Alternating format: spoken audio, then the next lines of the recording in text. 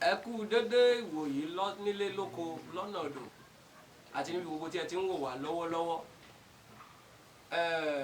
Orí ìkànnì èyí tí a wà yìí òun náà ni ìkànnì Logdram TV.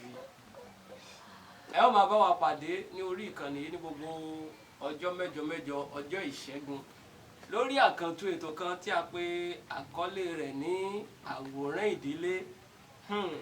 Àwòrán ìdílé.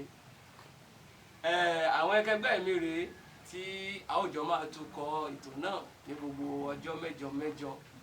Orúkọ tèmi náà ni Mathew Alao, popularly known as Prince Mercy. Mi a máa pè mí ní ẹyinjú Olódùmarè tí ó gbọdọ̀ fọ́. Bí a bá wo apá ọ̀tún mi bí a rí onígèlè kan tí a ò gbọdọ̀ dárúkọ rẹ̀. Ẹ bá mi dárúkọ yín fún àwọn ará ilé kí wọ́n bá lè mọ ẹ̀yin náà. Ẹ kú lé o ẹ̀yin ará ilé, ọ̀dẹ̀dẹ̀ ọdún bí ẹ kú àtàárẹ̀ kú iṣẹ́, ṣé kò rẹra jù? Orúkọ tèmi náà ni Àkànní Ruth tí gbogbo èèyàn mọ̀ sí Òrèté. Òrèté ọ̀làgbàrà. Ní ọwọ́ àlàáfíà mi bákan náà, arákùnrin mi kan náà wà ńbẹ̀ tí a ó jọ máa rìnrìn àjò ètò àwòrán ìdílé. Ẹ̀yin náà ẹ bá mi dá orúkọ yín fún àwọn ará ilé.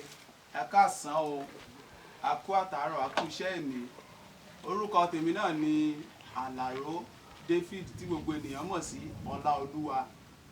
Ọláolúwa.